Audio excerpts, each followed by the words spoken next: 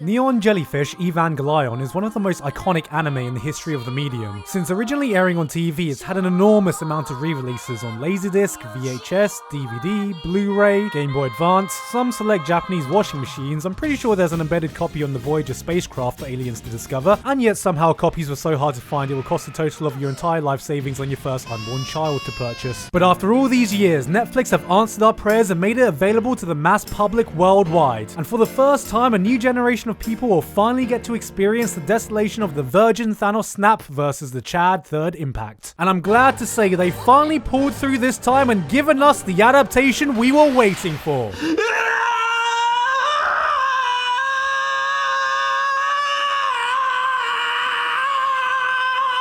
For decades, countless critics and fans have meticulously analysed every frame, every piece of dialogue, peeling back the layers to uncover what visionary director Hayao Miyazaki was trying to say. And it's here, over 20 years later, that we still have no fucking clue. As the titular kaiju, mecha, slice-of-life drama, idol dance-off, horse racing, gangster, open-world third-person shooter action game, it's a title that's left its mark on history. If you're one of the few people who still have no idea what Evangelion is all about even after all these years, here's a really quick plot synopsis.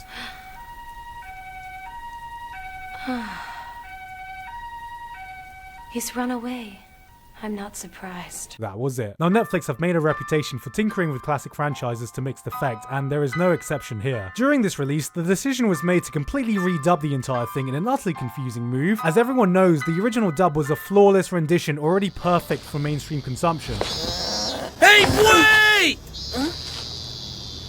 Don't hold back. And to add to the confusion even further, they replaced the original cast and hired some no-name voice actors to do this dub. They didn't even get Keanu Reeves to voice Shinji, which would have been the perfect casting. Come on, Netflix, get it together. You can spend $100 million licensing Friends, but you can't even get my boy Keanu? Man, if you're gonna disappoint me like this, at least get Danny DeVito for Gendo. Along with its legacy, it also has the most popular anime opening of all time in Cruel Angel Thesis, that has been covered by bands and artists all over the world, including the Glory Gospel, LMFAO, and my personal favourite, a calculator. While Netflix have offered a skip intro button, it has come to light that this is actually a covert sting operation, as skipping Cruel Angel Thesis was declared as a war crime by the UN in 1999. So far, a total of 7 people have been detained, where, as per legislation, they are publicly shamed, forced to watch 200 hours of the Lucky Star opening, and sentenced to be destroyed. Of course, it wouldn't be Evangelion without controversy, and this time there's been plenty around the retranslation of some lines. The biggest one revolving around Kaoru and Shinji's relationship. Now, in the original translation, Kaoru clearly states it means I love you, referring to his romantic feelings towards Shinji, as it is clear the relationship they share is homosexual. Now, in the Netflix version, this line is changed to it means I want to suck your bitch penis and ride you like the little whore you are until the sun comes up and we'd make little gay babies if it were actually biologically possible for 2 males to impregnate each other. No homo. And it's pretty clear why people are mad, because if you studied the subtext, you'd understand that by putting no homo at the end, it implies what he's saying is not gay, and that's illegal in 2019. While I understand why a lot of people are mad about that, in the franchise where every line is picked apart and dissected, there was always going to be something to set people off. So I think we should appreciate all the good translation work they've done, because, you know, we've still got classic scenes like this, and this. And you can see they really kept the subtlety and nuance with the dialogue translation here, so I think they really deserve credit where credit's due. And let's not forget this scene as well. Is there a more classic scene in Evangelion? You've got one job, it's one word, absolutely impossible to fuck up. Are you fucking kidding? Did you do it? Yes. What did it cost?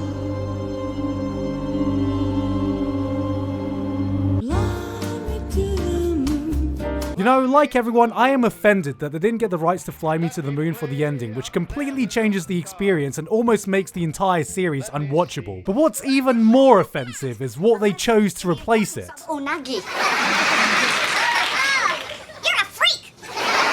They just took an episode of Friends and nightcored it. Admittedly, one thing I'm looking forward to is seeing the revival of the 20-year-old Best Girl War, which never actually ended. Asuka, Rei, these girls set the stage for our modern waifu landscape, and whatever your opinion, deserve respect. If you've watched my waifu tier list video, you should have an idea about who I think comes out on top, but I did miss out one massive candidate. The one who will never betray you and will always stay by your side, who's been lurking in the shadows this entire time. That's right, sitting above everyone in SS Plus tier, right hand kun. Evangelion is the classics of classics that has affected the medium of anime in a way no other show has. If you haven't seen it yet, there is absolutely no excuse now. Watching Evangelion on Netflix isn't just watching an anime, it's watching part of history. One that influenced a whole generation of fans, and today, over 20 years later, still remains the greatest anime adaptation of Pacific Rim that's ever been made.